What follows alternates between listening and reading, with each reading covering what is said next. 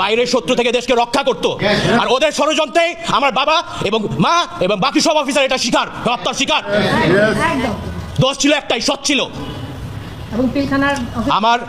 আমি একা একা বড় হয়েছি, 15 বছরে আমার যে পরিমাণ নির্যাতনের সম্মুখীন করতে হয়েছে আপনারা এটা জানেন না। কষ্ট হয়তো বা বলি না, আমরা চাই সুষ্ঠু বিচারটা হোক। 15 বছর একা ছিলাম, শুধু একমাত্র আল্লাহ তাআলা ছিল আমার পাশে। আমি বিশ্বাস আমরা বিজয় হব ইনশাল্লাহ। আর কোনো ষড়যন্ত্রকারী আমাদের থামায় রাখতে পারবে না ইনশাল্লাহ। আমি অ্যাডভোকেট সাকিব রহমান, আমি শহীদ কর্নেল কুদরত এলাহীর সন্তান। আমি সহ এখানে রাকিন আহমেদ আছে, বিডিআরের লাস্ট ডিজির ছেলে। আমরা আইন পড়েছি একমাত্র একটা কারণেই, যে আমাদের বাবার বিচার আমরা চাই এবং আমাদের বাবার বিচার করে ছাড়বো। এবং আমরা অনেক কৃতজ্ঞ যে এই ছাত্র জনতার এই আন্দোলনের পরে আমার ছাত্ররা, আমি নর্থ সাউথ বিশ্ববিদ্যালয়ে পড়ে, আমার ছাত্ররা আমাকে এসে বলতো যে স্যার আমরা তো পেয়েছি, কিন্তু আপনার জন্য আমরা সবচাইতে বেশি খুশি। এবং এই সরকার যখন কিনা তদন্ত কমিশনটা করে নাই, তারপরে বোঝা গিয়েছে যে জনগণ কতটা তার মনে প্রাণে এই বিডিআর পিলখানা হত্যাকাণ্ডকে ধারণ করে।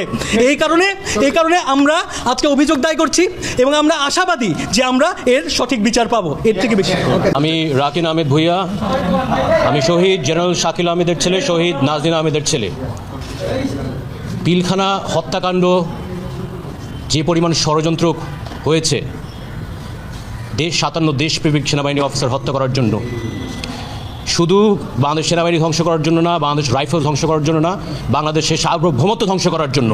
আপনারা জানেন যে ডালবাতের ইস্যু বলে এই এতগুলো অফিসারকে হত্যার মাধ্যমে এদেশে সার্বভৌমত্ব এবং সেনাবাহিনী বা সশস্ত্র বাহিনীর যে ক্ষমতা, এটাকে একেবারে ধ্বংস করে দেওয়া হয়েছে।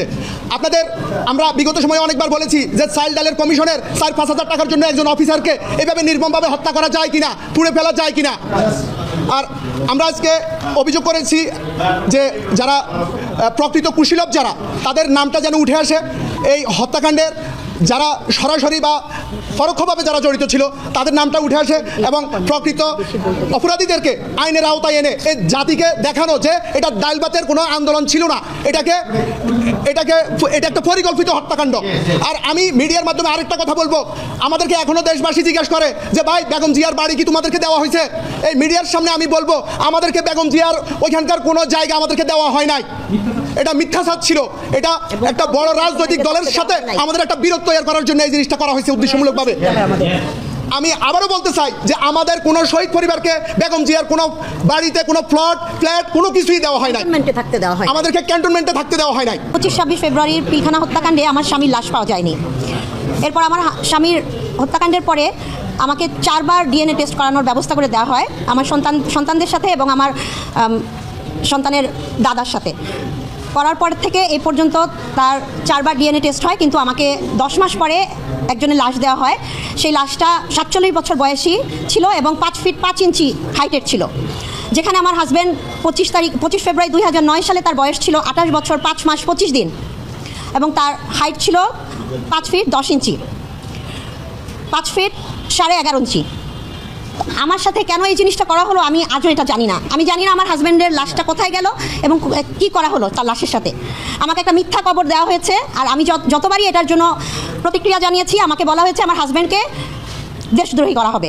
যতটুকু অভিযোগ করার আগে আপনারা জেনেছেন, এখনকার আমরা যতটুকু বিচার পাওয়ার জন্য আমরা ঠিক ততটুকুনি করেছি এবং আমরা বিশ্বাস করি যে আমরা এটা বিচার পাবো এবং সেই ষড়যন্ত্রকারীদেরকে সবাই দেখতে পাবেন, আমরা দেখতে পাবো, সবার সম্মুখে তাদেরকে নিয়ে আসা হোক, সেটাই আমাদের সবার প্রত্যাশা। আমরা শাড়ি, গাড়ি, বাড়ি, টাকা পয়সা কিছুই আমরা চাই না, কখনোই এটা আমাদের মোটর ছিল না, আমাদের আবদার ছিল না।